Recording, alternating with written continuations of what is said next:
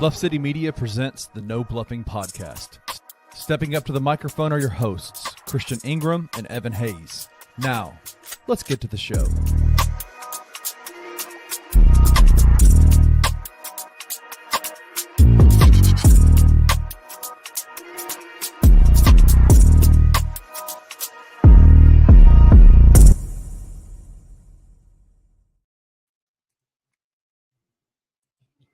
Welcome back to the No Bluffin Podcast, where we keep it all the way real, all the way raw, and all the way honest. I am Chris Ingram. And Evan, I can't hear you, my brother. I am Evan Hayes. I don't know why they just still mute it. It usually unmutes when it comes in, but whatever. I'm Evan Hayes. This is No Bluffin Podcast. What's up, y'all? Man, what's going on, Evan? Glad to be back for another week. To talk to y'all about some Grizzlies ball. We got some good topics for y'all today. I think we're going to have some good arguments for sure.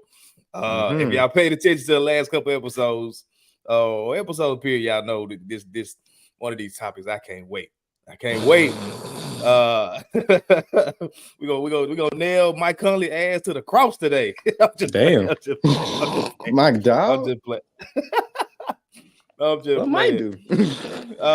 Mike did something. We're gonna talk about it for sure. But if y'all haven't, make sure y'all go ahead and subscribe to the Bluff City Media YouTube page, as well as if you haven't already, go ahead and give us a follow on Twitter. We got the page right here at the No Bluffin Pod.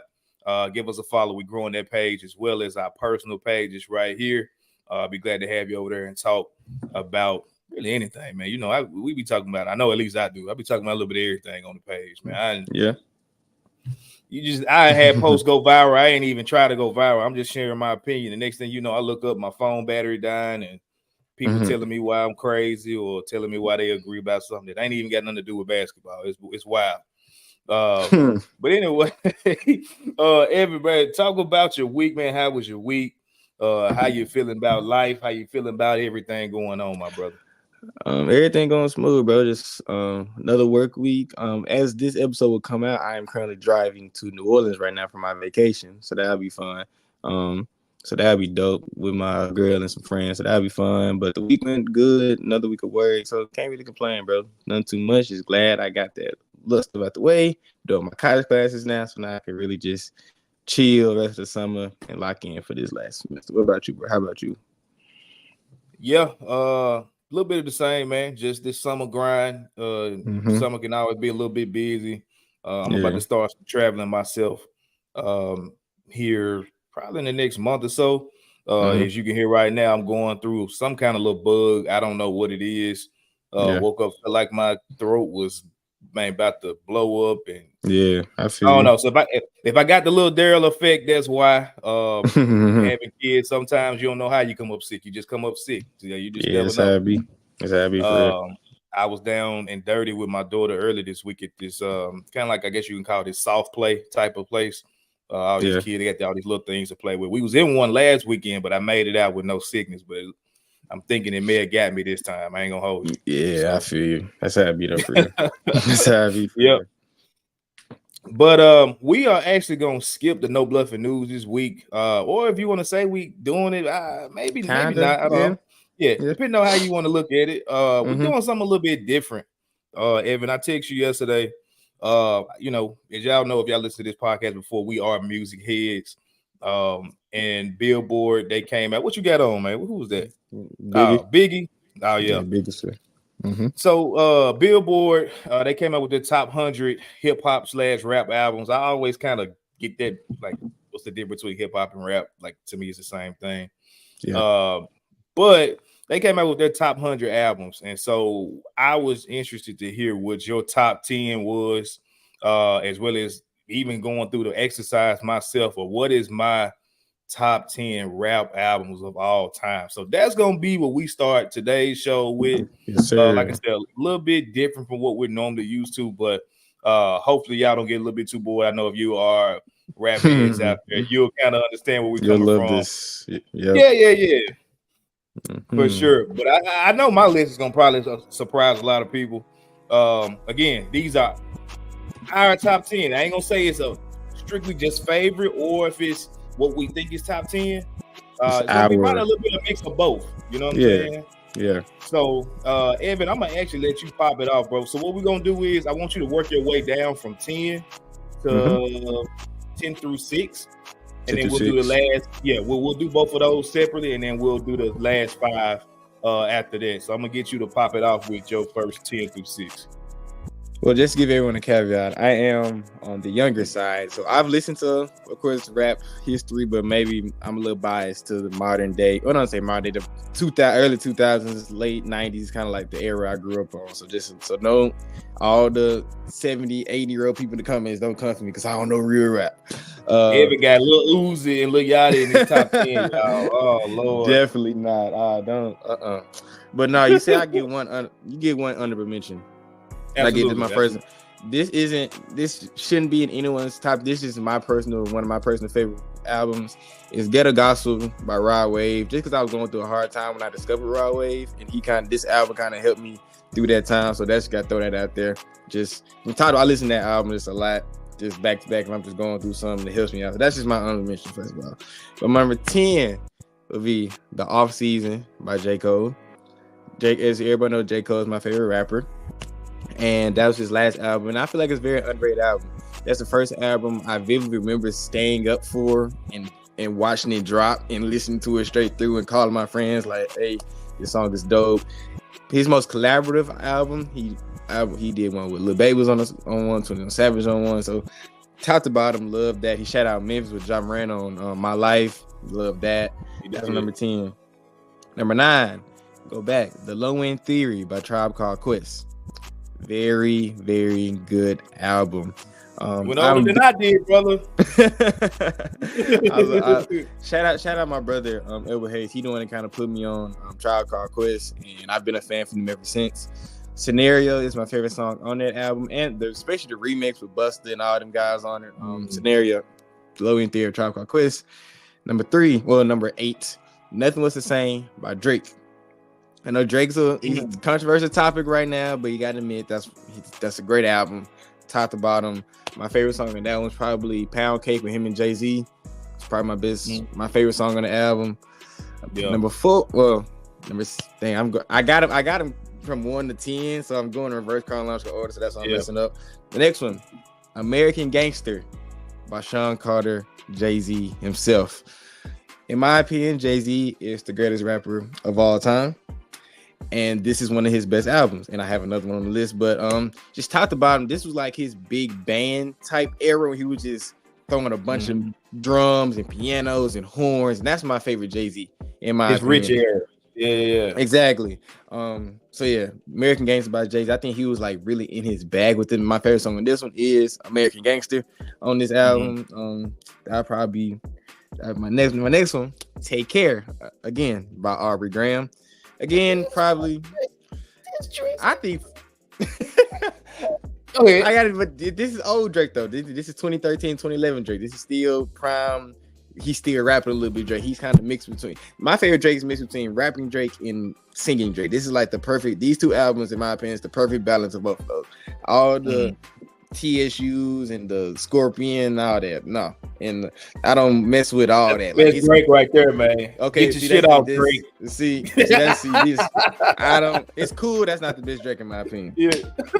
So Take Care. Again, top to bottom, great album. Probably. What's my favorite song on that joint? Headlines, probably my favorite song on that joint. But he has a lot of good songs on that one. My next one, my number 6 would be Recovery by Eminem. I love Eminem. That album is what's wrong with you? That album's a great album. I'm gonna let you get through before I come in. I'm letting you get through, man. Recovery by Eminem. Again, that's probably biased because that's when they still sold CDs, and that was one of the first albums me and my brother bought together on the CD. We played we had our little CD player. We played that together and we listened to that album together. So maybe a little nostalgia. Probably a little nostalgia off of that album. Probably my favorite song on that one was also one of my favorite songs of all time, No Love by Eminem and Lil Wayne on that joint. That's one of the few times that Lil Wayne has been out-rapped, in my opinion. Eminem's verse on No Love, one of the best rap verses I've heard in my life. So yeah, that's my first 6. I'm gonna have you give time to quick rundown real quick.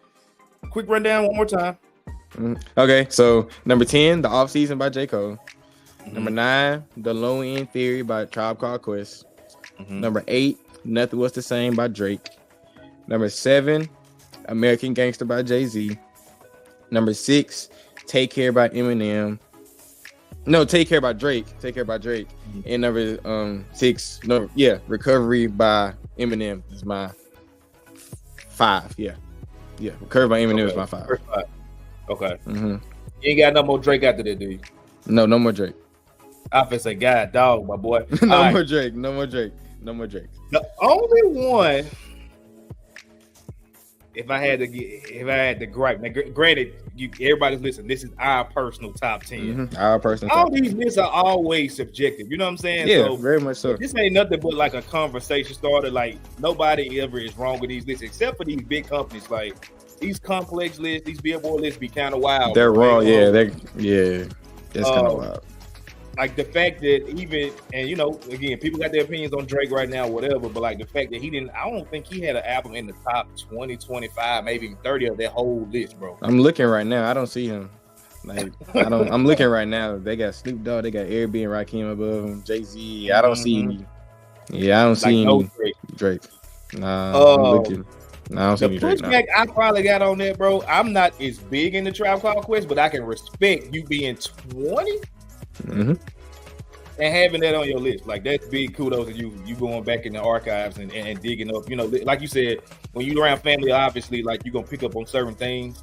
So I'm with you on that. I like that you had that one in there. I guess I would say my only pushback would be probably the Eminem, bro, and it's only because of the simple fact that I feel like he's the most over. Okay, I said that about Kendrick. You said that about Kendrick. I gotta run that back on Kendrick and put Eminem in there. I'm sorry, it's Eminem then Kendrick for me because Eminem, bro. I feel like if he was a normal, I can't say normal. That's crazy. That's crazy. Normal is wild. Oh, if he's a regular black dude that was rapping, I don't think Eminem would get half of the respect and the praise that he gets. You're probably right. So that's my thing. It's the Jason Williams effect, like white chocolate type. Yeah, like just wipe the face off and let's just judge the music. I don't think that we put this man in this high regard. And then too, if you know the reason why I have always been hard on Kendrick, the same reason I'm hard on Nicki Minaj. I hate gimmick rap, bro. Like gimmick rap is the most it hurts my ears to listen to. So when you that's the thing. Everybody say Eminem raps, all he does is rap fast and hard. But he doesn't. If you really listen to his whole I can't say that word at all. His whole discography, he doesn't just rap fast. That's a very good misconception of Eminem. He just not the fast, not the speed. It's the aggression, like, the punchiness of it. What's the word? Is it the fliction, the diction, the affliction of his voice? Yes, bro. Like the tone and the rhythm that he does. It's the same thing with Kendrick when he gets on. When he started doing that, or when Nicki started doing that, like start yelling and stuff. Yeah, they gonna clip this up and this go. I'm gonna look crazy as hell over here, but I don't. I had to give y'all the effect of what I'm talking about. Eminem, when he does that, it's like, bro, you ain't saying a bunch of. It's a white dude that did I can't call it a TikTok because this was probably before TikTok, but he did a meme video of him rapping like Eminem. Parody, there you go. Yeah. Of him rapping like Eminem, bro, and it's probably the funniest video in my phone, bro. I wish I could put it up. So yeah, that would be my only pushback. I ain't mad at it. And really nothing else on there, but again, there's your list. That's the only one I would be like, because was he in that? Again, you got the list pulled up. Is he on the top 10 on that one? Or top 15 anywhere? He's definitely not in the top 20. 22, 23, 24. That's surprising coming from Billboard. He's nowhere. He's not in the top 25, and my phone just tapped out on me. But he doesn't seem to be in the top 25 at all. I'm gonna try to find it. While you talk, I'm gonna look and see where he shows up. Yes, wow. I would think Billboard had him like number 7 or something. You know what I'm saying? Like, yeah. Oh boy. All right. Well, let me hear your top 6. You said, yeah. For sure. So honorable mention. This one was definitely hard for me. I had like 2 or 3 different albums in the running for this one. But I had to go ahead and settle on the documentary. This is 30. The Marshall Mathers EP. That's his first one. So my bad. Keep going. No, you good. I'm surprised they took that long to put him in there. But yeah, my honorable mention is The Game, the documentary. Very good album. Very good album. Man, Game to me, he is not pushed the way I feel like he should. Yeah, bro. Like he don't have the biggest singles all the time, but dude, like just bodies of work. His albums, he got some great albums. I think another one of his of my favorite from his is it's missing the name right now of the album, but it's got like this like religious like Jesus type figure on it. And I think one of the biggest songs on it was Ali Boumaier. It had 2 Chainz. It had Game. That album was amazing. It came out when I was in college, kind of around that same time as J. Cole, Drake, Kendrick was like going hard. But that's gonna be my honorable mention. Number 10, surprisingly, is Yo Gotti CM10. He had a lot of great, obviously, I don't want to say the word, but he had a lot of CM albums that came before, obviously, with that one being number 10. But to me, to like just show the growth from all of those, talking about where he was at the time, and then to be honest, like I don't even want to get into the whole street politics of the him and Dolph thing, because I just hate more than anything that those two guys never was able to get together and like really change the city. I think they had the power to really change the trajectory of where our city is right now and where it's, at least where it's going. Hopefully we can all come together and fix that. But I think they had a big, part of playing and what's going on as well.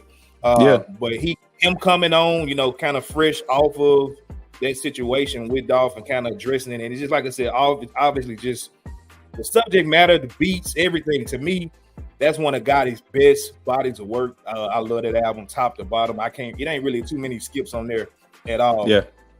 Number 9 for me is going to be King by T.I. Again, for me, like just playing it straight through. That's kind of how I judge albums. How many skips do I have to do on go straight through. Yeah. And if I don't have to do too many, you definitely, are a class to me. So King, coming up in that time, growing up, it was amazing. I almost put an urban legend on here, but I was like, nah, I'm a roll with King on this one. Number 8. I'm sorry. I got J. Cole, The Sideline Story. Cold War, The Sideline Story. Okay. I love that one. That's my favorite J. Cole album. Nothing he ever will do will probably top that album to me. That's crazy. I'm sorry, bro. Like I love his rapping, like you said, on off season. To me, the off season was it's gonna sound wild. It's almost like, to me, in my personal opinion, him bridging the gap from that time period of The Sideline Story to now. Yeah. You know what I'm saying? Everything in between, like I said, I hated his beat selection for the most part. He had certain songs that I did like on certain albums. But as far as just a whole album I can sit down and listen to me, it's Sideline Story. Skip everything else and jump to the off season. Season. I love that album, bro. And again, that's coming up. You were younger then, but like for us that came up in that, like that era with him, Wale, and Big Sean, like that was us going into college. So like the memories that we have from that album is just even more crazy outside of just the music. I just love that one because that's hungry Cole. When Cole was hungry, when he was hungry, he was rapping different. Yep. Like I know this. I'm bringing up Jay-Z again, but like, have you heard the song with him and Jay-Z, "The Star Is Born"? His verse on that joint. He's rapping hungry. Like he had 55. That's that era of Cole where he's, I wouldn't say the best Cole, but that's a different type of Cole. So I love that one. I love that one. Wait, keep going. Yep. That's one of my favorites for sure. This one, and I'm gonna tell you right now, I got 2 more of these after this. That's like this. Okay.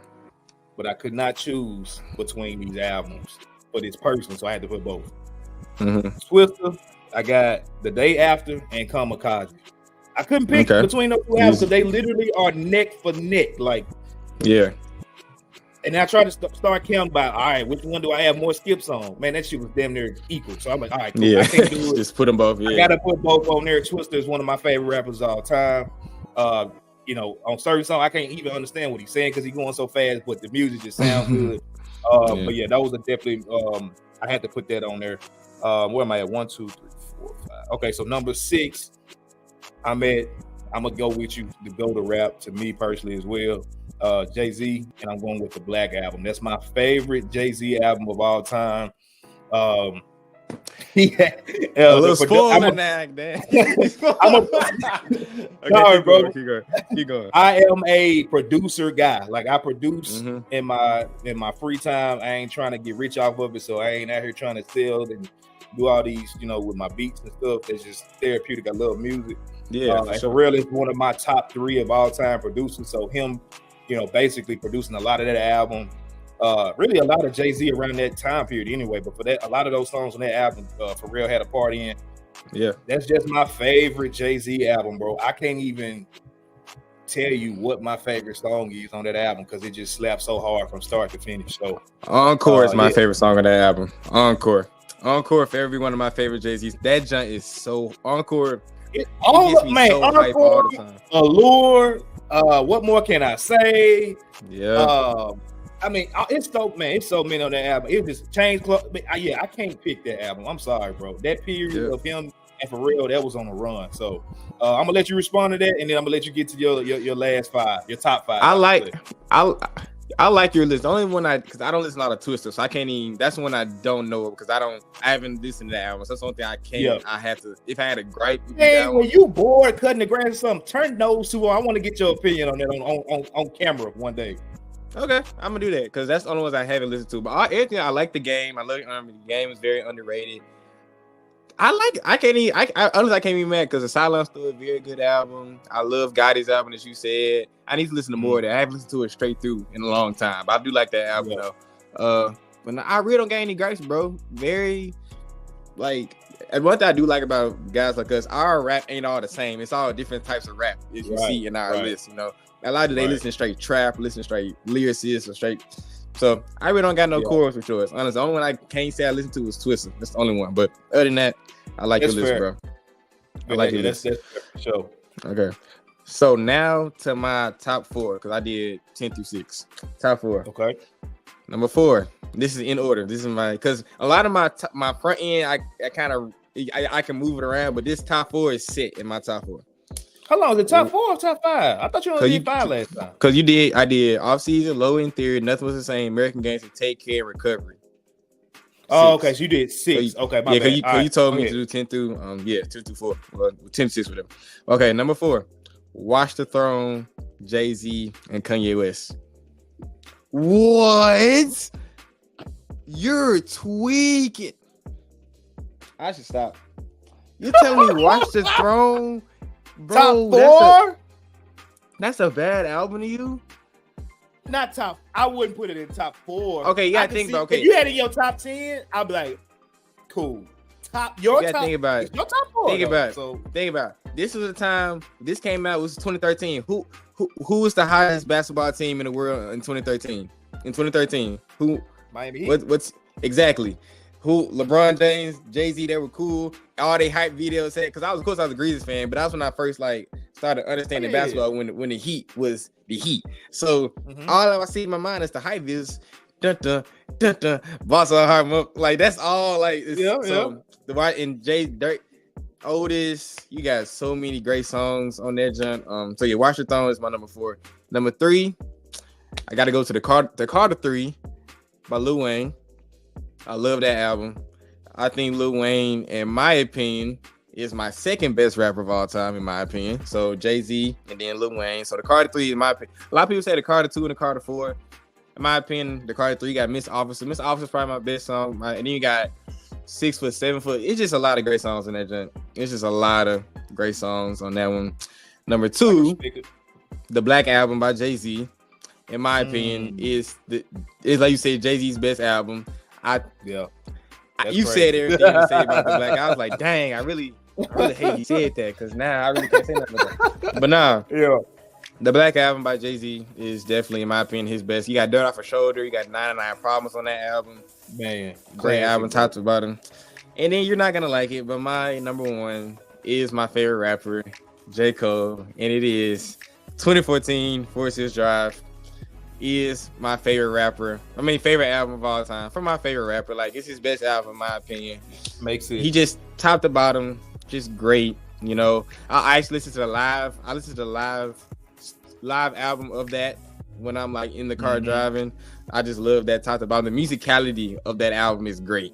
What was my favorite song? You got GOMD, you got No Role Models, you got Apparently, you got Love Yours. Like, it's a lot of good songs, a lot of great songs on that album. You got Wet Dreams. Like, come on, bro. January 28th. Like, I was on some weird shit back then, bro. Why are you writing about your wet dreams, bro? What are you doing? A Tale of Two Cities? Like, come on. Like, what was my favorite song on that? Dang, I guess it was GOMD. GOMD. That he was rapping on all these. But yeah, that's my. The fact you said Watch the Throne is crazy at 40. That's a great album. I ain't gonna hold you, bro. I ain't gonna hold you. I'm like, what? Your top, but hey, again, when you explain it the way you explained it, it makes sense though, because you in 2013, you how old? I was 9, and you coming up in the LeBron like peak era. So exactly. Again, I understand attaching music to moments you will have no argument out of me when it comes to that. It's just that being your top 4 versus your back half. I'm like, so you think my back half is a little stronger than my front half? I would probably swap that with something in your back half. I would probably swap that with one of those Drake albums if it was me to do. I feel that like probably just straight from musicality, but like you said, like LeBron is. I'm not gonna talk about it because we're gonna talk about that later. But when I was growing up watching basketball, LeBron and Jay-Z, they were like synonymous with each other all the time. So that's all that I saw. That's all I heard. It makes sense. It make 100% sense. So that's my top 10, y'all. Y'all in the comments, y'all pick me apart as I'm a youngin' that don't know music. So bro, I'm actually like, for you. You started with honorable mention is Rod Wave, and I have my opinions about that guy. Yeah, but like again, you being able to mix it up, I got really no gripes with it. Like that's when you put those 10 together, that's still a good. Like if you make a playlist off of that 10, that's still a good body of music. You know what I'm saying? Yeah, for sure. So I have no gripes with that. Like I said, I just would have swapped a few of those in the list where they at, but I don't got no gripe with the list. It's a good list for sure. Appreciate it. My back half, this was hard for me, so this is one of those where I said I had to do a double up. Rick Ross is probably I would say my favorite rapper. And I couldn't choose between Deeper Than Rap or Port of Miami, so both of them are on my list. Same thing for me. It's hard for this man got a top 14, bro. Slick. I can't, but like I said, I can't pick between those two, so I had to put them on there. When you talk about rich music, it's no other rapper that exemplifies rich music other than Rick Ross. Like, he just don't. Yeah. You put it on and you feel like you're in a Maybach, and you could be in a Honda, you could be in a Camry, it don't matter. So I can only imagine what it feel like listening to it in a real Maybach. I can just only imagine. But yeah, like I said, he's definitely my favorite rapper. I can't even really pick a favorite off of that. I let both of those albums go. And me and my wife have arguments all the time about Rick Ross being overrated. She can't stand it. I'm sorry, Ross, bro. Like, oh, you just wait till I get rich. Ooh, y'all gonna hate me with Rick Ross. You blasting it 24/7. Yes, sir. And I'm saying number 4. This is my last double up. Okay. Again, I couldn't pick, but I got Jeezy. I got TM 101 and TM 103. I couldn't pick. I am sorry.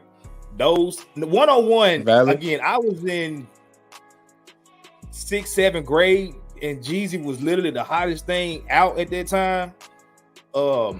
And that album is just, again, classic. It's got to be in the Mona Lisa of the Museum of Hip Hop Rap, whatever you want to. 103 was around the time I was in college, and boy, even to this day, like, I don't know where I would be on the stage for like accepting an award or something like that. But when I do, wherever that is, that's gonna be the song. I gotta walk out to Way Too Gone. Way Too Gone with him in Future. I have to walk out to that song. That's like one of my top 10 rap songs ever in life. So yeah, bro, I couldn't choose between them two, so I had to put both. Shout out to Jeezy. Number 3, I'm gonna get some pushback on this, but I don't give a damn, because this is low key a mixtape. But if you was around in this period, you know what this You know what this did? Gucci Mane, the movie. Oh my God. It's not an album. It's a mixtape. I don't care. It's the album of the day. If y'all are listening right now, please let me know let me know I ain't crazy with this. The movie, oh my God, that's Gucci Mane's best work. And I mean, I think that's when he first introduced Nicki Minaj. I can't even speak on the things that happened with that album, but that album was wild at that time. Mixtape, whatever you want to call it. I'm sorry, it's top 10. People can kiss my ass. If you put Chance the Rapper as an album, that the Coloring Book, Gucci Mane. That really could have been my honorable mention because I was struggling between Lil Chance. I was struggling between that and Rod Wave because Coloring Book Chance was I was in middle school and I was like, oh my goodness, who is this dude from Chicago that's saying all the time? Like, who is this? Crazy? That ain't crazy. The only reason why I can't because the next album he did was so bad. Oh my gosh, it was the Big Mary Day album. Yeah, the Big Day. It wasn't a very good album. Bro, Eternal is one of my favorite Chance songs ever. Can be Eternal. Okay, yeah. Man, we played that at my wedding. That thing was lit. But anyway, the Coloring Book. If you want to add another honorable mention, the Coloring Book is my other honorable mention because that was like prime Chance in my opinion. Also, y'all, Chance actually hooping right now. He's releasing a lot of music on his Twitter and Instagram. If y'all want to listen, he's releasing a lot of good music. I gotta go back and check it out. Anyway, so last two. Mm-hmm. My top 3 favorite rapper before he got weird, but I don't judge him on his weirdness when it come to these conversations. I got The College Dropout by Kanye West. Again, I could recite that whole album from start to finish. Me and my best friend Cam Culver, that's my guy. Shout out to him, bro. We walked home from school, literally just playing it on. I don't even know what we was playing this stuff on. We didn't have cell phones. I don't even know. It wasn't a CD player. Nah, y'all ain't had no iPod at that point, so not yet. I'm trying to think. Like I don't even know what, but man, we literally was wear that album out. We playing the game, wearing it out. That's low key my favorite album of all time. But I gotta give it to what you said was the second best rapper of all time, Dwayne Carter. Mm-hmm. The Carter 2, bro. The Carter 2, okay, you got the Carter 2. Gotcha. The Carter 2 is ridiculous.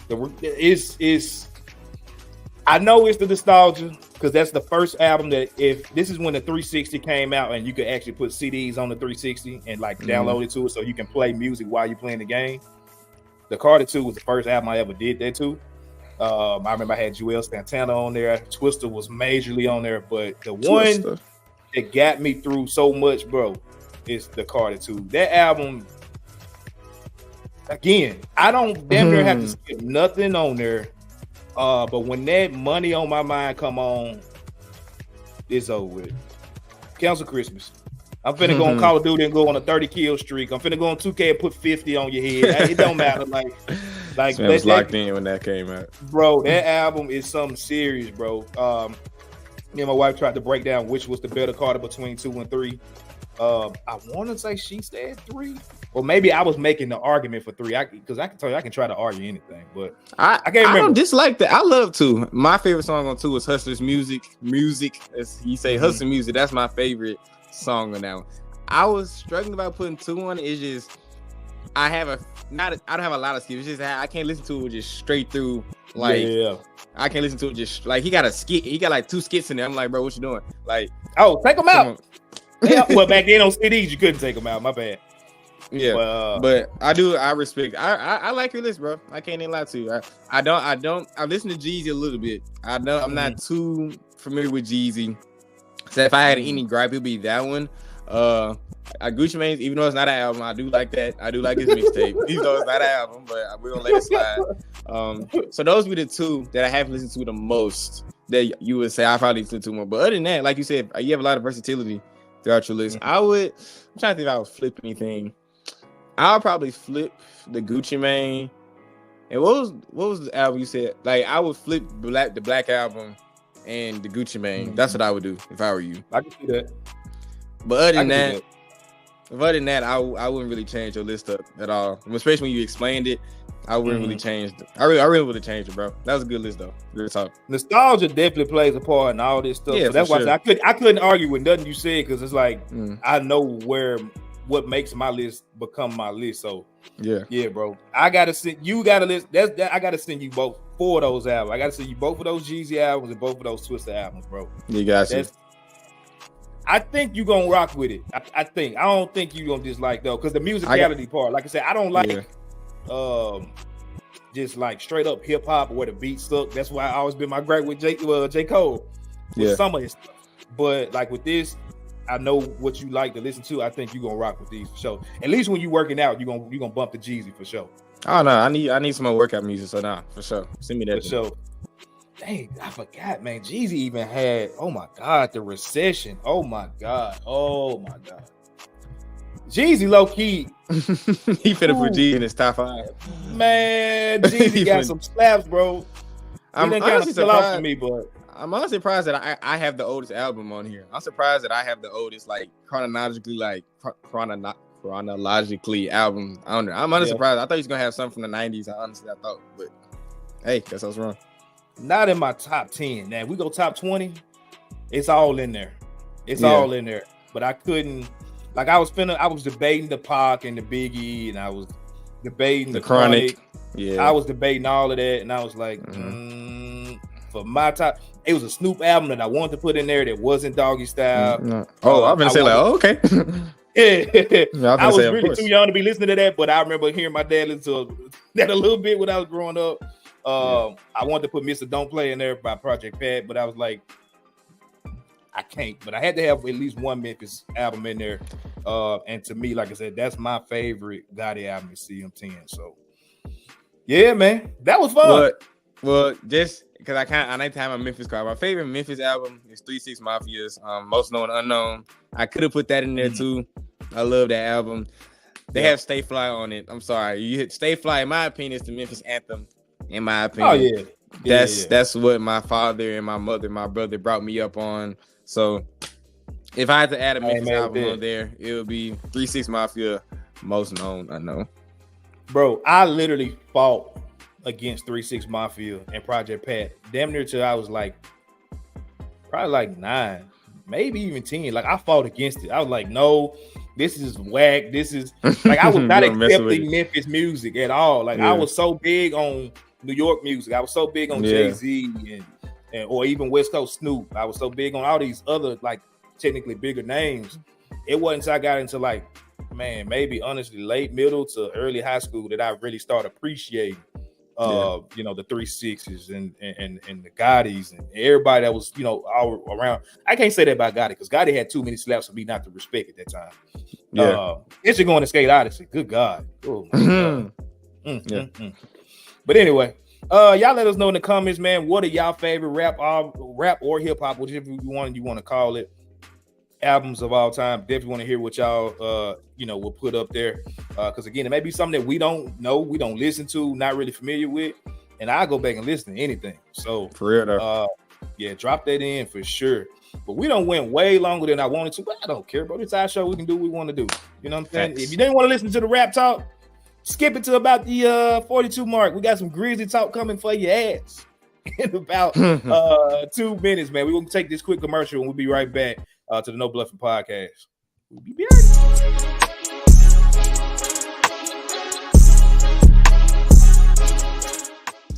AAC Commish Bernetti's come out and basically said that they're going to potentially put a cap on each school within the American that would be below that threshold. No indication of what the number may be. It could be 15. It could be 5. It could be 2. His argument is that makes the league overall better holistically, right? It's a level playing field. There's not many schools in the American that would be able to meet some threshold like 22 million anyway. Sure. So they're gonna vote for whatever benefits them. Does any Power 4 conference, do they work that way, or do they it feels like they are very much like, hey man, step your game up and come up here with us. Yeah. None of them would ever put any sort of cap on that. No. We just gotta get out of this conference. We do. And hopefully we do. Tune in to Tigers Untapped with TJ Willis and Trey Lasley every Wednesday at 3 p.m. on the Bluff City Media YouTube channel. Man, remember when G.G. Jackson used to be good?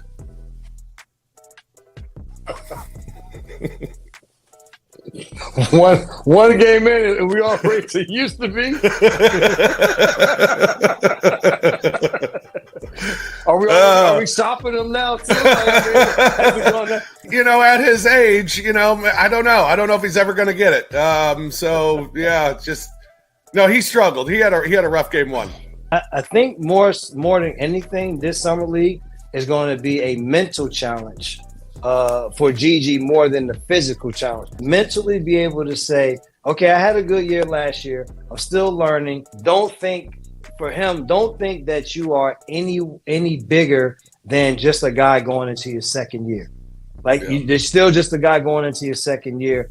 Learn, but just the mental side, I think, will be huge for him. Tune in to the Night Court Podcast with your hosts, Rob Fisher and Brevin Knight, on the Bluff City Media YouTube channel.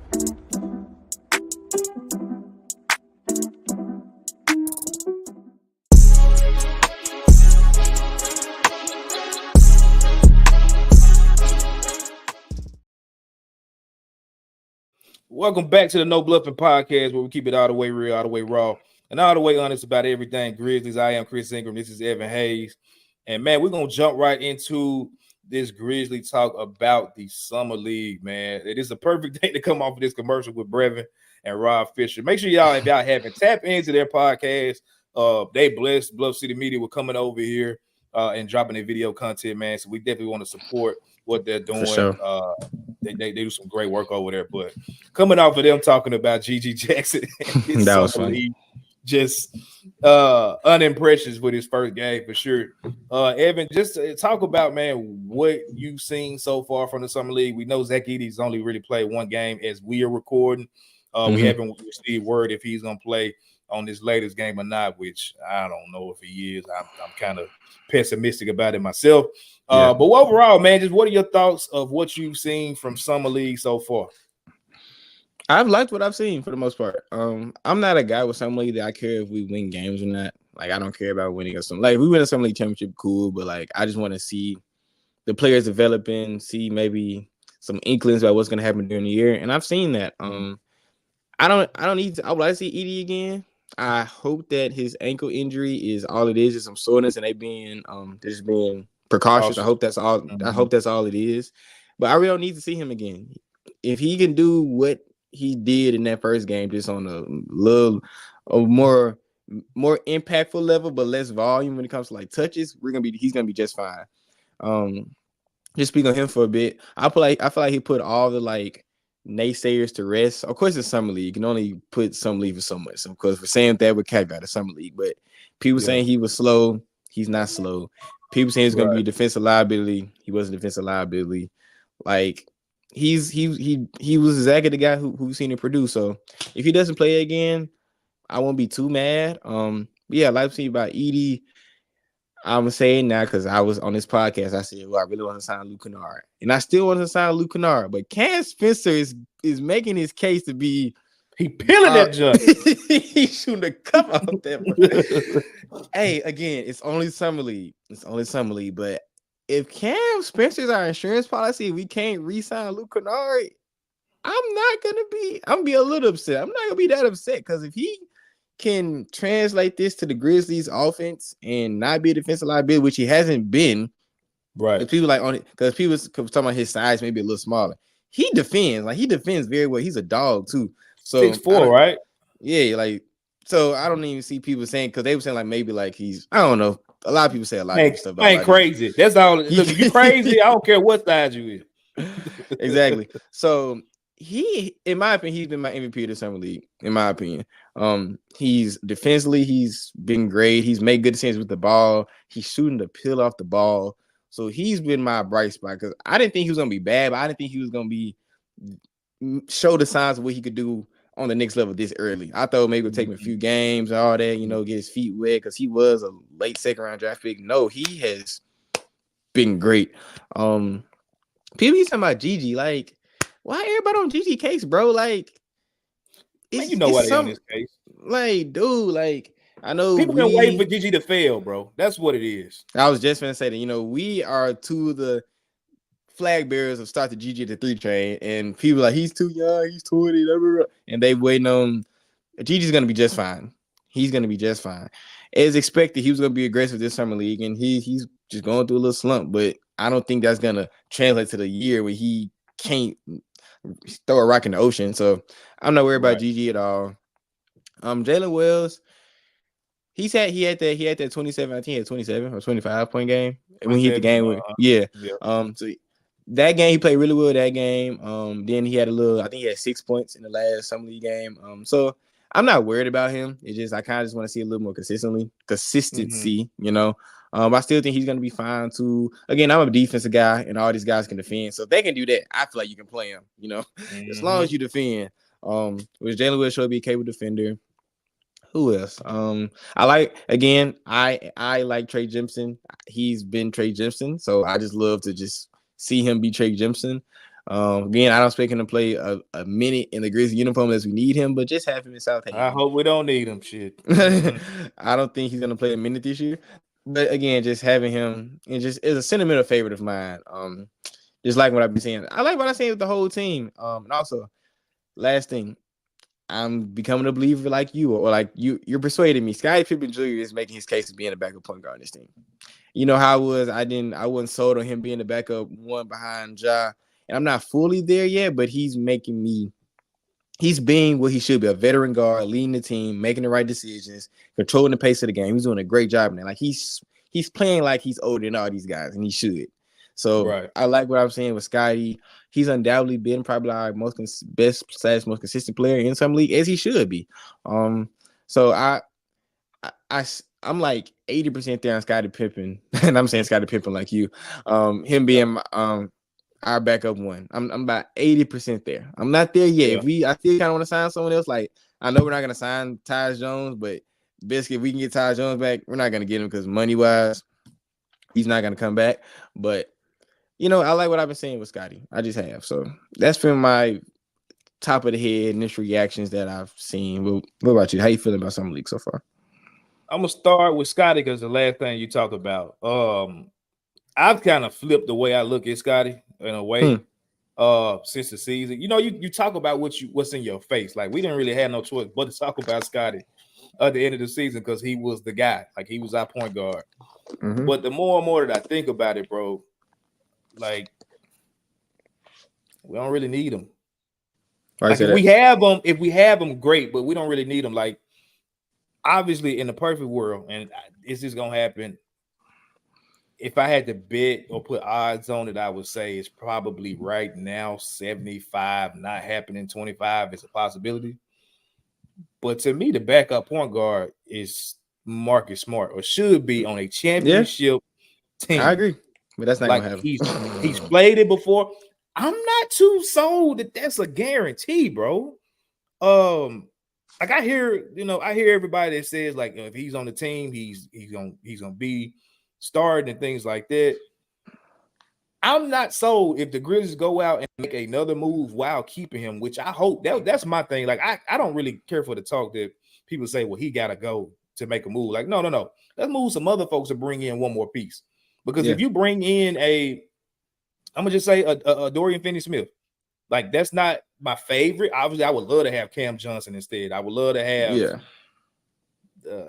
well, he's probably a lot of guys are gone. That was really my only two at this point. A lot of guys are gone. I'm not mad at DeAndre Hunter out of Atlanta as well. Yes, that's probably would be my three guys that I'm looking at. But money-wise, it's gonna be hard to make at this point because you didn't pick up Luke's option. And if you re-sign him, you can't move him until I think January. It's hard to make a Cam Johnson and a DeAndre Hunter move work right now financially. Unless you just say screw it and you go ahead and jump off the boat and decide that it's time to move on for Brandon Clark, which I've said on this podcast, I'm not going to cry if they move Brandon Clark. It's going to be, it sucks that they move a quote-unquote core piece, but I'm sorry. If it's him or DeAndre Hunter or him and a Cam Johnson, peace out, bro. We got Zach Edey. We got we got guys that's coming up that we can kind of get to feel the pogo stick role, basically, or whatever. So that's more so my thinking. I want to upgrade the top 8, top 9, as opposed to shipping Smart out. And that's why I think that backup role is perfect for him. Go ahead. Are you switching because his play, or just because when you see the layout of the team, you don't think he's that valuable? Has he played? Talking about Scotty? Yeah. I don't think right now, just with the construction of your team, if I'm trying to maximize my top 8, top 9, he's not that important in that breath. Now, if you're talking about giving Scotty a main roster spot, I don't really care to have that argument, because at the end of the bench, we have Zaire Williams and Jitty and right now, LaRavia, which you didn't talk about. I'm going to bring him up next. I don't care. I still don't care. That's why I didn't bring him up. I don't care too much either. I still don't care. But I'm going to just give his supporters that at least the acknowledgement. But those are and right now, to me, outside of obviously, I guess you would say Jalen Williams, because he's the newest Grizzly. And Zach Edey is probably penciled in to start, so I can't put him at the end. He shouldn't be at the end, obviously.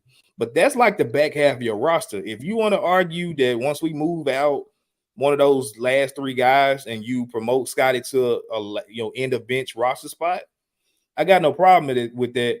But as constructed and trying to build a championship team, is Scotty Pippen in your top 10 of your roster? He's not. And that's why, from that standpoint, I'm not really like stumping my foot for him to be the backup point guard. Again, when my whole mindset is, if I can get Marcus Smart to be your backup and I swap in a bigger glue piece, to start with those other guys, and I still want Vince Williams to be on the bench.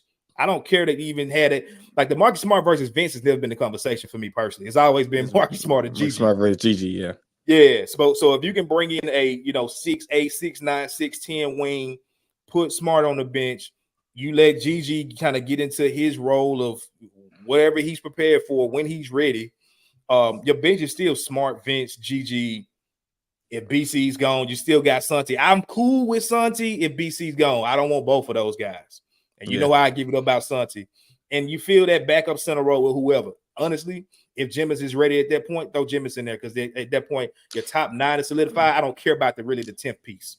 That's why I feel like he's gonna be that, because like you said, I feel like the front office values more getting another wing rather than another big man, because we have Edey, and Edey's gonna be Edey. Right. That's why and he's playing well right now. So he ain't playing bad. Yeah. He's playing like he's doing what he needs to do. Just dunk the ball, get rebounds, and box. Like the only caveat against, the only bad thing on Jimmins' game, he doesn't have good hands. Like he's very he fumbles the ball around the rim because of finishing, and he's like 6'9", 6'10". He's not the biggest center. Is he? Because I thought dude was a footer, bro. I thought before we signed him, they told us he was a footer. He can't, unless I could be way wrong. He's strong, but he can't be. The last 2 weeks I've been hearing folks say he's 6'9", 6'10". I'm like, hold on. When he first got dude, I could have sworn we said he was 7 feet, but maybe I'm wrong. He don't look 7 feet. He definitely don't look 7. Trey Jemison height, wow, 6'10". According to Google, Trey Jemison is 6'10". That sounds about right. Look, you go to Google, you go to ESPN, and you go to what's the other one? But look at his college John say he's 6'11". See what I'm saying? So the man shrunk. He shrunk an inch in college, huh? All right, man. In G League say he's 6'10". Yep, as everybody say different things. Yep. NBA, ESPN say 6'10". So we're gonna go with 6'10". That's what most people say. I ain't mad at a 6'10" backup center, bro. I'm not mad. We have a 7'4" starting center, so it kind of balances out. They average out to 7'1", right, like that. They balance out. So that's my whole thing with Scotty, bro. Obviously, we'll see what happens. I just don't, like I said, I'm not throwing out the idea that with Smart having a history of being a backup, him being in his older years, I don't see why this is a hard concept when you did it in your younger years, probably your prime years. So, that's my only thing. Again, I always had that conversation about comparing it to the Andre Iguodala going to the bench and then they won a championship. What do you want? What do you value at this stage of your career? Do you value just being starter, or do you value a championship? I think him being the 6th man makes us a championship team. But yeah, like I said, Scotty, if he wants to stay in the waiting to whenever that shakes out or whatever, I'm gonna tell you this: if you had to bet 5 years ago maybe it was 4 years ago at this point when Scotty and Bronny was on the same Sierra Canyon team.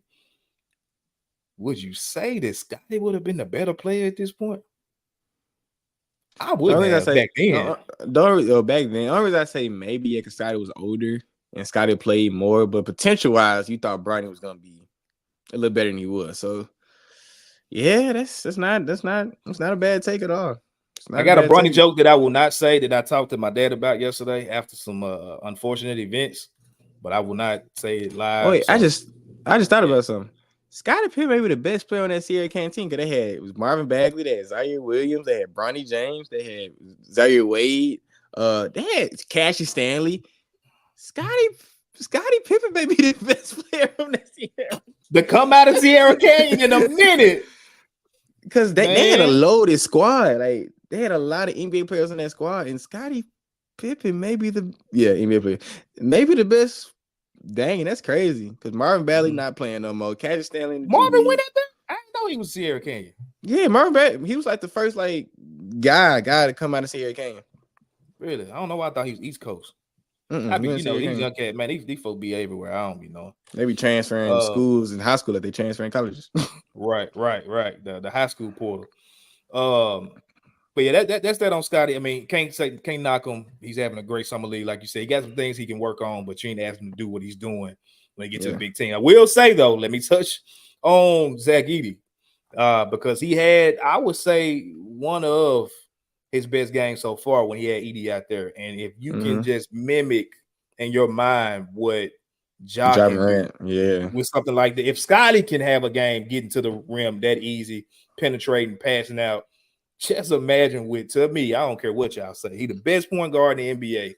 Imagine what he can do when he got something like that to his disposal, bro. I cannot wait. Zach Edey, like you said, I don't really need to see anything else from him, but I want to see more of him. Yeah, if that makes sense. Just because I just want to see it. Like, you know what I'm saying? Yeah, that's understandable. I was watching Donovan Clingan the other night, and I was just so happy that we didn't take him. I'm sorry. I'm not trying to sound like I'm writing him off already after one summer league game, but when you talk about the people that were pointing at certain things and aspects of Donovan Clingan's game, honestly pumping up certain parts of his game to the minute Zach Edey pre-draft, it's not looking the same in the light right now, bro. It's just really not. Like people talking about Clingan being a top 3 pick, bro. They was talking about him being a top 2, top 3 pick, and he is not playing like a potential top 2. We need to trade all our assets to get up to number 2 and 3 to get him. He's gonna change our franchise. His passing is this, and he's a defensive guru or whatever the words you want to use. He's this, he's that, and I'm sitting there like, he all right, bro. Like he's 7'2", he cool, yeah, but he's not groundbreaking. He's not gonna push DeAndre Ayton for a start spot next year. Nah. Like, and then he went out there and tried to shoot some threes that he was showing in his workouts, and dude was bricking the hell out of him. Like, bro, what is Zach Edey know who he is. He gonna stay in his role. I'm loving what I'm seeing from Edey, or have seen from Edey so far. Will he play much more? I don't know. It just sucked. I understand the fans' frustration. You know, everybody started this whole agenda about him. The Grizzlies should have let him go to, play for the Olympics. If he goes out there at the Olympics and twists an ankle, do the Grizzlies make a phone call to say, hey, shut him down? It could be the same thing, bro. Like, where he hooping at, honestly, don't matter. The Grizzlies going to handle it the way they handle it because that's their investment. So, Cam Spencer, dog. Gigi said, effing dog. I love what I'm saying from him. Gigi is the best listen on the Grizzlies. More interviews with Gigi, bro. Please, more interviews with Gigi. Man, I don't know, bro. I'm scared. I'm scared, bro, because I'm scared he gonna slip up one day and get a little wild. Say something crazy. He said, he said, excuse my language, straight. I was like, he's like, Gigi is so hilarious, bro. Yeah, bro. I need to meet Gigi because I feel like we have a very funny conversation. Yeah, he ain't gonna take nothing serious. Exactly, he not. Cam Spencer, everything that you said, I'm not going to repeat nothing you said because you basically killed it with him. The one thing that I would add to it is that I'm loving just the winning plays or winning playmaking that he brings. He has a lot of intangibles that a lot of people didn't talk about. when he was coming in the pre-draft process. You understand? Yep. He played on 2 national championship teams with UConn. That's a lot of winning basketball he's played. He's not a one-time national champion. He's a 2. Do you know how hard that is to do in college? And he was a pivotal point of that team, a pivotal aspect of that team. Like he's played winning basketball, and that translates. Basketball isn't complicated. If you know how to play basketball, you can play in any gym, any level, any place in the world. And Cam Spencer is one of those guys. So that's why I love what I'm saying with Cam Spencer wholeheartedly. Yep, that's the whole, when you talk about Luke Kennard, like, bro, bring me more than just shooting. I'm cool with you shooting, but bring me more than that.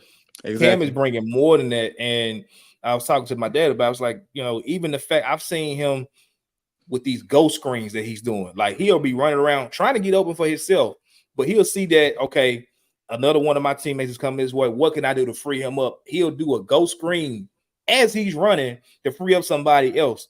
There's little stuff like that that's going to get him time on the floor outside him, be able to hit shots and defend. I'm excited for what I'm going to see from Cam. And for y'all that's tripping about him not having a roster spot, bro, calm y'all tits.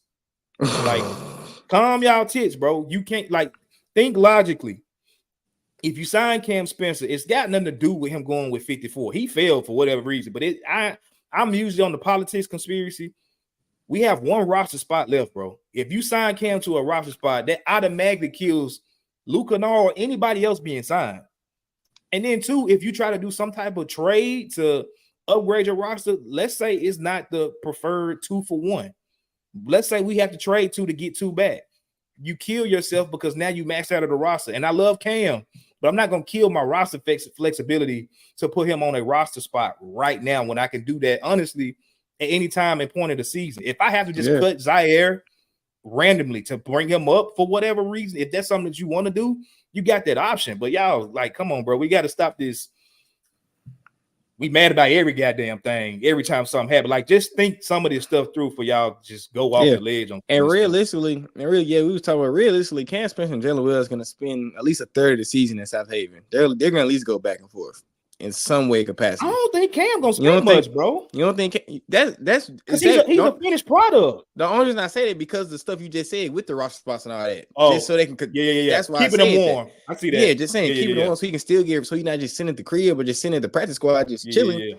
He gonna be playing some games just to have doing the same offense, keep the reps up, all that.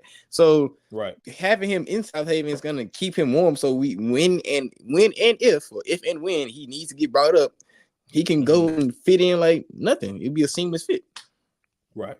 Yeah. So it's not. I'm not looking that much into that. As agreeing with you, I don't look that much into him not having a solidified roster spot. Right. The only thing I hate that him being on the team is coming is that Lamar Stevens ain't coming back, and you know how we are about Lamar Stevens. He ain't coming back, and I really hate that. Oh, man. I really hate that for him. I'm gonna hold on. Look, I'm gonna hold on to hope till I can't no more. I just say that. I'm sorry. I don't think October 20th or whenever I open the night is. If Jitty's still on the roster and Lamar ain't back, I'm gonna cry. But hey, it is what it is. I'm gonna keep hope alive. In the words of Jesse Jackson. Climate, get rid of Jitty and bring Stevens back, please, bro. He was a dog. The last one I'm gonna hit on. Like I said, I ain't really LaRavia. You're not gonna be playing like that on the team. I don't care. I'm glad you're showing a post. I am, but you ain't gonna be doing that with the big squad. He could drop 50 next game, and I still won't care. I still won't care. He's gonna be on 45 shots. He's not efficient, and I'm so I don't want to take the Raven on this team in no way capacity, and I don't care what he does in the summer league. I don't care what he does in preseason. I don't care. He is taking up money and spot that we can consolidate for something else and someone else, and that's my stance, and I'm not moving from that. All them guys, Jit, Zaire, and Raven, all 3 of those guys can go. And Santi, he's in the middle ground with me. Santi's serviceable sometimes, even though I don't want him on the team either, but he's serviceable sometimes. He got a big toe out the door. Exactly, he got the big toe out there, but them 3 I just named, they all can they can all be hit the bricks. That's all I care. Yeah. So I don't care what they do. Jalen Wells, man, shout out to him. I texted his dad after that game winner in that 27 piece. He just got to get more of a feel, bro. They talked about he's not comfortable yet. He's not comfortable yet. He doesn't seem comfortable yet. They talked about his walk. When he get that walk, and I said it last week, from what they're telling us, once that walk comes in, you ain't gonna be able to tell Jalen nothing, bro. So I was glad for him to have a bounce back game. Man, that dude gonna be a player.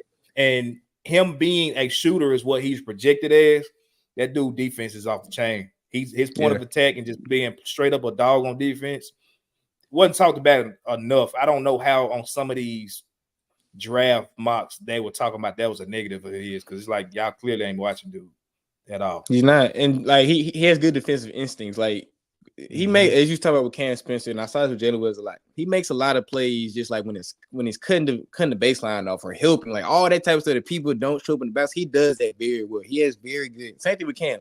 They both have very good defensive instincts, and those are things that is hard to teach, especially when they're this age, when they're 18, 19, 21, 22 years old. It's hard to teach those things. So if and when, because I feel like they will play a good amount of, I feel like they're going to play at least 40 to 50 games with the Grizzlies this year. Those type of things you can plug in, and isn't the defensive level won't drop within the game because they do that better than they'll carry over. They do that better than Isaiah Williams and the John Carchards and all them. Like even Luke Kennard to an extent, but we ain't gonna talk about that right now. But that I'm saying that's why I'm not worried about Jalen Wills or Cam Spencer, because if you can't do that, they gonna get some in because they can defend, and the offense will come. So I'm not worried about Jalen at all. Just once he gets a feel and once he gets his little confidence and all that, he'll be just fine. Trust me. Yep, absolutely. That's really all I got on the summer league, bro. I don't really care too much about anything else that's going on out there. I would have loved to see Tariq Babirovich over here, but I don't think that's going to be much of a thing at all. I think they're going to mess around and trade his rights in a trade that really don't need it, but somebody likes what they see in him. I got a feeling that's going to happen. I don't know what a little short. I think he was 5'8" Asian dude. Yeah. I don't know where he is. I would have thought that he would have been over here. I don't even know, honestly, if that was a real report now. We got to start vetting this stuff that comes out because people got up in arms about it, and I don't even know if it's legit. But that's all I got on Summer League, bro. Anything else you want to hit on before we get up off that? Nah, bro. Just I like what I'm saying. If we'll see, we'll come back next week and we'll give our more thoughts on the more Summer League games happen. And that's pretty much it. Zach Edey, you'll be fine, bro. You ain't gotta play another game, bro. Reds, get your anchor that right. Man some Grizz gear, please, because he be wearing like these brown hoodies and big pants. Like, bro, y'all. I know y'all got an extra hoodie in there. I know y'all probably get an extra large because he's 7'4". But y'all can find an extra large hoodie for that man, bro. Come on. Got food stains on the joint. Like, man, come on, bro. My man looking crazy out here. Okay, and last thing on Edey, I knew it was early, but he's gonna be that enforcer for us that Jaren has. He can be sometimes. Mark Smart is, but to a smaller level. Ain't no one go on there and rock with no 7'4" behemoth, bro. They not gonna want in that. He ain't scared. He ain't scared of nothing. And that's why I'm glad, like, coming out of Purdue and coming out of IMG, like he plays like he has a chip on his shoulder. Like he knows he's big. He knows he's a big target, but he plays into that. And just seeing him play that one game, he was like, "Yo, I know the biggest dude on the floor. I'm playing like the biggest dude on the floor. And you're not gonna punk me or my teammates." And shout out Gigi for the funny stance he did, and again, Gigi not taking that serious. Gigi a fool. I don't even gotta understand on Gigi because I'm not worried about him in Summer League. That's why if people look like, why you ain't saying about Gigi? Y'all, I don't have to say nothing about Gigi because my opinion about him is not gonna change. Like he plays great in big moments. Yeah, we he's have a gamer. Film to see that. He's not worried about Summer League, bro. I'm just not. So and I don't think Gigi, because if Gigi said I didn't want to play in Summer League, they wouldn't have made Gigi wants to play in Summer League. Like the front office, Gigi has his role solidified on this team, and he's a cornerstone for this franchise. That's solidified. If Gigi said, "Yeah, let me just chill for something and train in South Carolina," the front office wouldn't have been mad at him at all. Gigi they let Zaire do some it. more rips. They let Zaire do it. Like, and, sorry. Get this man off my team. But nah, Gigi will be just fine, bro. Trust me. Gigi will be just fine. Y'all let us know in the comments how y'all feel about Summer League. What are your most impressed, maybe even some depressed that you got on the Summer League with the Grizzlies or even on some other teams, man. Definitely want to hear from y'all on that. We're going to end it with a debate of the Memphis Goats. I don't know what's that debate. Maybe it won't be a debate. Maybe we'll just give y'all this list and we get up out of here. We'll see. I'm going to start with you, my brother. The Memphis Grizzlies Goats, what would you put I don't know if you want to say best players of all time, but just what's your, I can't call it a Mount Rushmore because that only has 4. I think we did 5 with honorable mention, maybe. Go ahead, man. Who your top 5? I want you to work from 5 down because I want to be surprised who your number 1 is. Well, hell, because I'm biased. Of course, I'm biased because I think you should know who my number 1 is. But Go ahead.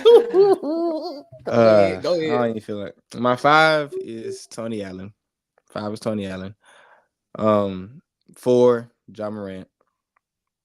3. I will turn my camera off so you ain't got to see me, bro. Just go ahead.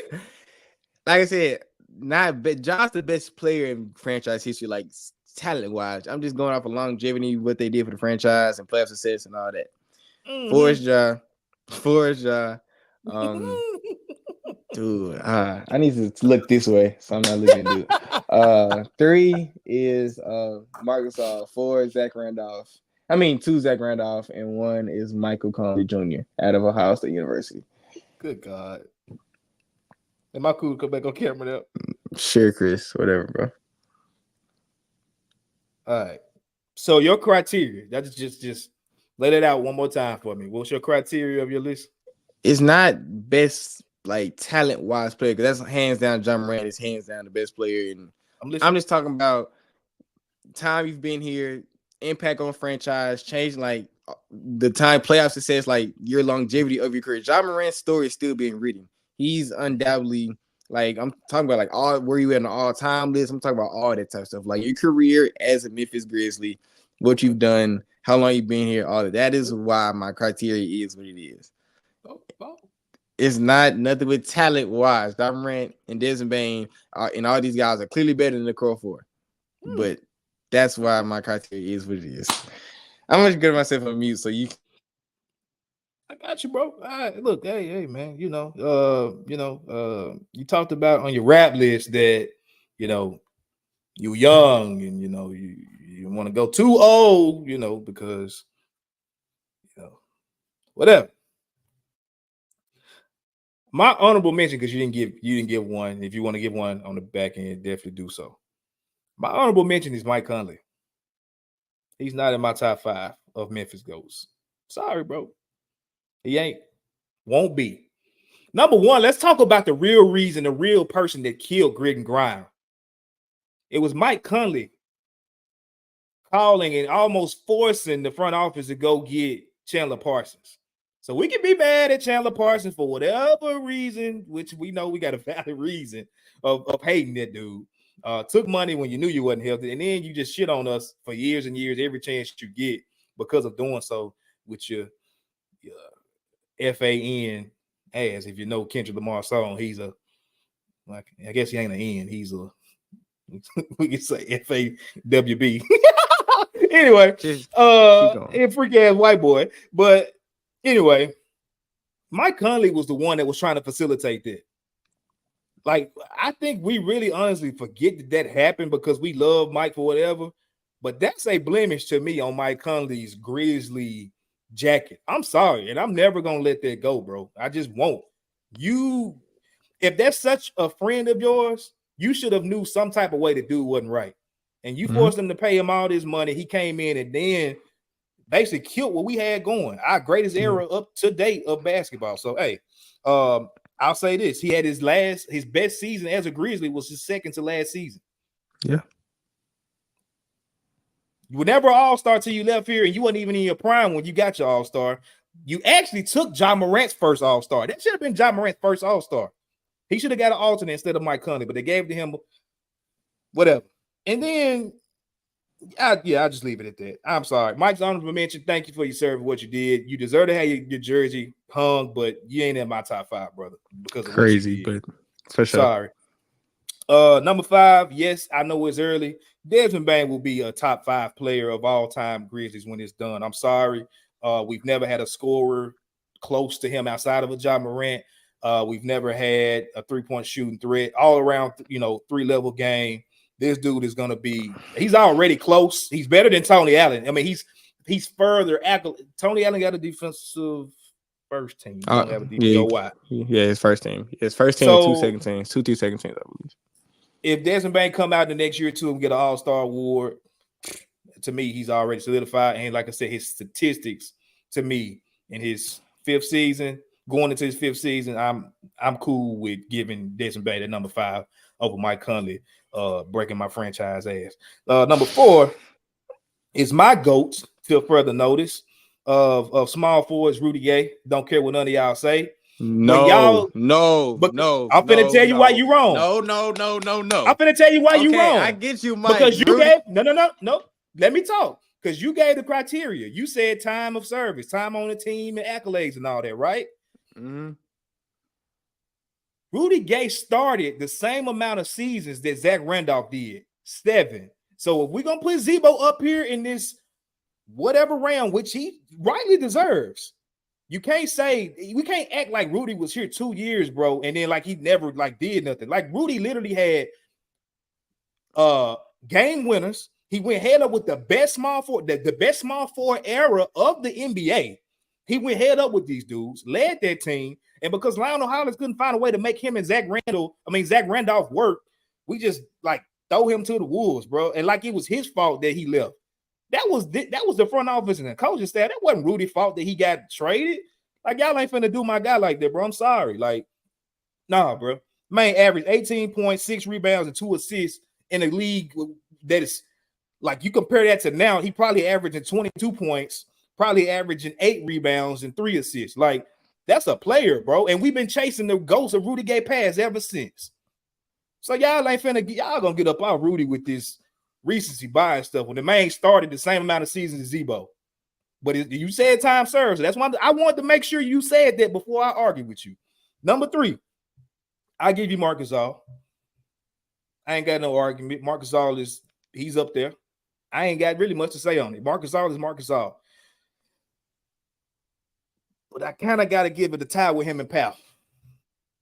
Same thing I did with my GOAT list with Rap. I got a tie with Powell. Powell was the first All-Star. He led this franchise to the playoffs for the first time. Rookie of the year, yeah. Rookie of the year. If we're going to talk about accomplishments, we got to put Powell up there, bro. I'm not going to disrespect that man just because, again, especially when the story comes out that it wasn't his fault that he left like that. Right, it wasn't. So, he didn't want to leave. Yeah, he didn't want to leave. Yeah. So again, we got all this recency bias, and then when the story gets told, we just like, oh damn. Anyway, Zebo is number 2. The GOAT. If it wasn't for this legs dude, we know what Zebo did for the city and on the court. I'm never putting Mark over him. I don't care what Sean Coleman or any of these stat guys say. You're never getting me to believe that Marc Gasol is over Zebo. Let's just stop that. But number 1 is Ja Morant, bro. He's in year 6, and he's broken damn near every record that the Grizzlies have in 6 years. Like, it's not even a debate at this point. I don't get it. Like, he's broken every record, and he's been here, started for 6 seasons. Next year will be 7. So, again, when we talk about time and records and accolades, let's be honest and get out our feelings, man. So, that's all I got. I rest my case. You can respond, and we'll get out of here. I ain't got nothing else to say. Chris, you just made me so mad in like 3 minutes, bro. Okay, first of all, Rudy Gay, we didn't have our best years after Rudy left.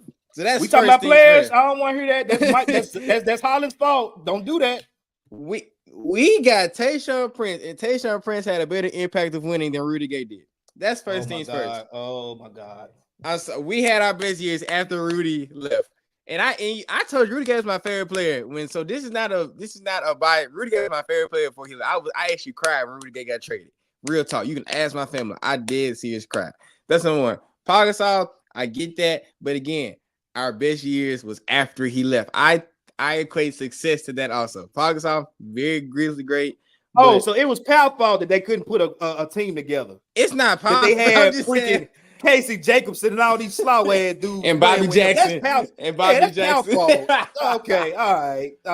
All right, okay, you got it for sure. And also, like you said, we was talking about Mike. His best years, Paul's best years was outside of Grizzly uniform. So that's why Mike's best years was outside of Grizzly uniform. Let's keep it funky. No, it wasn't.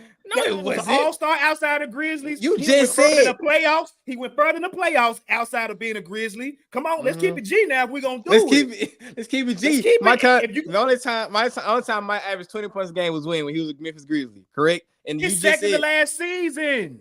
still as a Grizzly, and you just then he said left here and got all his accolades after that. Come on, bro. Let's not. you just said the only other accolade he got was accolade he got was an All-Star game. Like you just said, that All-Star was not deserved. According to you, that All-Star was not deserved. And that was here ninja. Damn, here you go. So again, his best. Everybody agree his best years of his career was as a. So not having him in the top 5 is crazy. He went further outside of the team. Is what I'm saying. He went further in the playoffs outside of Grizzlies. You just said you knocked Powell. He went to West Conference. No, he didn't, because he went to West Conference Finals with Memphis. He never made West Conference Finals with anyone else. He went 2013 he went to West Conference Finals. Right. So bam, what you talking about? Come on. He ain't lead it though. He ain't lead it. He was riding the coattails of Zebo and Mark now. What are you talking about? Oh my gosh, bro. He wasn't leading it. Am I lying? It was him, the core. They were doing okay. I don't worry about no core, nothing. Who was leading it? The lead was Zebo, but Tony he Allen wasn't no coaches. Tony Allen was part of the core 4. He wasn't leading nothing. But okay, Anyway, okay, I'm trying to Zoom for to give you a high. He did. Mike Conley honorable mention is crazy as heck, bro. Oh my gosh, honorable mention. The all-time leading scorer in Memphis Grizzlies history is an honorable mention. John had the all-time. Okay, all-time leader in assists, steals, wins. Like this here longer. He got a pass. Okay. 2 things can be true though. You're right. You're right. You're not wrong. I'm not either though. Okay. Ooh, Chris, you just made me so mad in so short a time. And I'm trying not to yell on this dang podcast, but you got me hot. Okay. So Mike Conley, that was super disrespectful. Paul, I get that, but Powell, you can't put him in Mark because Mark did more. 4, I don't put them in the same level. Anything, I'll put Powell 5, if anything, and take Desmond Bain off. Again, not because of talent, not because of talent. Not because of talent, because John Moran, Desmond Bain, and James Jackson is better than all those guys I mentioned. So again, I'm not saying because of talent, but you can't put Mark and Powell on the same level. Mark did more. Mark was more time All-Star. Defensive player of the year with us. You can't put Mark and Powell on the same level. You cannot do that. Actually, Powell got more All-Stars than him. While they were in Memphis? Mark had 2 when he was in, and I think Powell had 1, I believe, Fair. Right? Fair. So yeah. And Mark was an all NBA first team with us also. All defensive second team, which is kind of weird. But defensive player of the year. So no, we're not gonna do that. Mark and Powell are not on the same level. That's no. Okay. And Rudy Gay, no. Oh my gosh. There is such things wrong with your list. I cannot stress enough. But you got Tony Allen on yours. What did Tony Allen do besides fall on the ground and hold up one finger? What you mean? Bro, Tony Allen was an integral part of our best stretch of Memphis Grizzlies basketball. Who you talking about going against the best wing? Who's the one guarding all these wings? Who the one guarding the KD and the Kawhi Leonards? Who's the one doing all that? Tony motherfucking Allen. When who's that blowing layups and getting left alone in the corner to shoot wide open threes and throwing the ball out of bounds. Everyone has holes in their game. That's fine. He ain't no top 5. That's fine. When the Crawford talked about how valuable Tony was, it's because it was for a reason. Listen to what those guys when they talk about Tony Allen and talk about each other. Tony Allen, when he traded for him, he helped turn this franchise around. So you cannot disrespect Tony freaking Allen like that.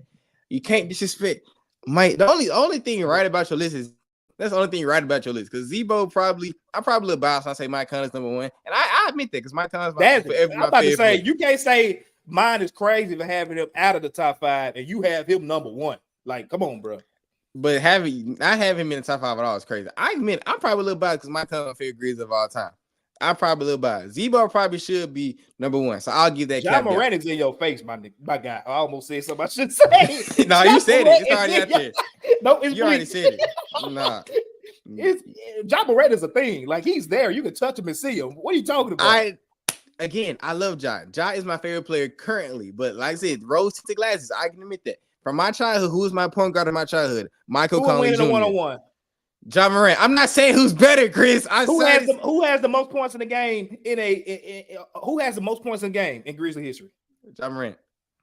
How many times is he on that list? Like, before it drops to another person, how many spots does he take up on that list? He got 50-point game, he got a 47, he got a 46, he got a 43, a 44. I understand that. I'm So not. when we talk talking about Ben. statistics and accolades, what are we doing? This man started 2 All-Star games. He did start. He only started one, but He got he only started one. He only started one. Okay, Second, that's the fine. first year he started. Second year he came out the bench. Yeah, that was dumb. No, No, he ended up starting because somebody got hurt. Remember? You right. You is right. He started because somebody got Started hurt. too, and he got a shoe, and he got all these. Man, we talking about accomplished. Nice job, Morant, bro. Y'all tripping. But that's fine because I was arguing with folks his rookie year. After probably like 10 games, I was saying, all right, bro. Remember I said when he played Mike his first year, and when he played with Mike's homecoming, I said on this podcast, John Morant was better with him, right? And I said it when he beat Kyrie the first home game. I was there in my season. I saw it with my 2 eyes. I seen it. I said the man better than. And I'm not disagreeing with you. John Morant is the best flat basketball player in franchise history by but long miles. He number 4 is the GOAT, though. I'm shutting up. I'm done. Go ahead. You got I'm done. My bad. I know we got to get up out of here. So I'm shutting up. You understand why I said that? Not because of straight up basketball player. And it's not even the word. You got me speaking gibberish now. Not because of I'm talking about. Okay, so who's been in more playoff series, Mike Conley or John Morant? Who's won more playoff series? Who's taking us farther? All those guys I named ahead of John Morant, Zach Randolph, Marc Gasol, and might have all won more playoff series. Who's taking us further? Those 3 guys. Thibault has taken us further. Mike Conley has not taken us further. I'm talking about who's leading it. That's all I'm saying. He was on the team. But if you say, if we do this list in 10 years, right? We do this same list in 10 years. If they go on to win a championship, are you say Jaren led them to the championship? Or are you gonna say John Morant led them to the championship? Depends on how it look, but probably John Morant. All right, then. That's all I got. This dude done got me heated. I love it, man. I love when I can get every round up, bro. Because he know how I feel about Mike Conley, and he really just disrespected my GOAT like that. And I really I hit the wrong thing. He did this on purpose because you know how I feel about Mike Conley. You know how I feel about Mike Conley. And you did this on purpose. Why would you do this? I was on this Sunday morning. I brought my stats up.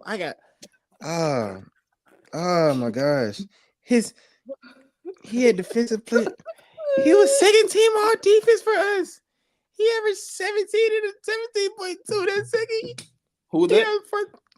Mike, he averaged 17.2 2013-2014 season. 2012-2013, he averaged 14.6 and but Rudy averaged 18 and 6, and it just ain't nothing. I don't think I'm saying like it's the bias. I'm glad you acknowledge it though. I'm glad you acknowledge it because I acknowledge mine too.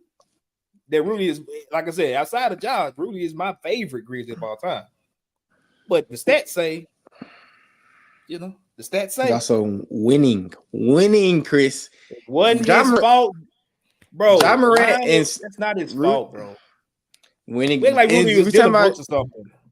He was better than Dylan Brooks, and even then, John Morant, they still have not broken Mike, Mark, and Zebo's franchise record for the most. They've tied it. They still have it right. 56 and 26 is still the franchise record, and Mike and John Morant still have not broken that. So until they break that and goes West Conference Finals, they is not moving from my list. I'm sorry, and it's straight on that. And I love Ja. I swear to God, I love Ja. Ja is the best player in franchise history. But until it goes West Conference Finals and or beat the franchise wins regular season, I'm not pushing on it. And that's that on that. That's all I gotta say. So Ja, when you ready to send those free pair of midnight Ja ones, you know who to send them to, bro. I got your back, man. Ja, I love you. He want a pair of them Mike Conley 0.5s is what he want. I want a pair of the Ja midnight ones with the little crystals on the side, the little diamonds in them. That's what I want. I wear size and the Ja's are 10.5. I'll shoot you my address. I value with the mics. You can get him the mic. I value winning. Clearly, I value winning more than Chris, and that's where we go. I value winning. We'll end on this. How many championships does Ja and Mike Conley have combined? All right, then. So, man, what are we talking about? so it doesn't matter. It don't even matter. They won the same. At the end of the day. But I love this conversation, my brother. I love when we can get back and forth and get our blood pressure riled up on the I was Sunday supposed to morning. be off this call 15 minutes ago. And I'm Kristen finna let got me you go. mad because he disrespected my guys. And he got me all mad. You see the veins popping out of my arm, bro? Like, look at this Oh, dude, man. bro. Like, look at It's this. good for the soul, bro. No, it's not. I like to keep my blood pressure low. I am a young person. I like keeping my blood. I don't like my blood pressure high, straight, and putting my hair on and stuff. Like, dude, what's up with Chris? Oh man. Everybody at Bluff City, please let y'all know Chris, he tries to hit my buttons and I think he's figuring out how to hit them now, and I don't like that. So expect more of this because Chris is starting to figure me out, and I don't like that. Hey, I'll just say I truly believe what I'm saying. I'm not saying this just for content value. You know, some people just say some wild stuff that they don't believe. I truly believe this, bro. I do. And I know that, but I also think you say it just to piss me off too, so you know it's gonna piss me off also, just a little bit. I mean, that helps, but it helps, but you still my guy, man. Hey, you can't nobody tell me a bad thing about you. Well, that's all we got for y'all today, man. We appreciate y'all tapping in and locking in with us for this long. Make sure y'all give us a follow on Twitter, X, whatever you want to call that. Make sure y'all subscribe to the Bluff City Media page, and we will be back next week. Evan, you got anything you writing before we get up out of here? I think I'm doing a piece on not this next summer league game, but the next one after that. I believe I am, but I'll keep y'all posted on that. But I believe I am. But that's all I got for me, bro. Cool. Well, you got the No Bluffing Podcast on all platforms. Make sure y'all subscribe there and give us a like, share, and subscribe on the YouTube page, man. We'll be back next week. We appreciate y'all, and as always, y'all know what's coming. Go Grizz. Go Grizz. And get my family out the top 5. No. Thank you for listening to this episode of the No Bluffing Podcast. If you enjoyed this episode, like and subscribe to Bluff City Media's YouTube page. For comprehensive coverage of all things Memphis sports, head over to www.bluffcitymedia.co and find out how you can become an insider. We will see you back here next week.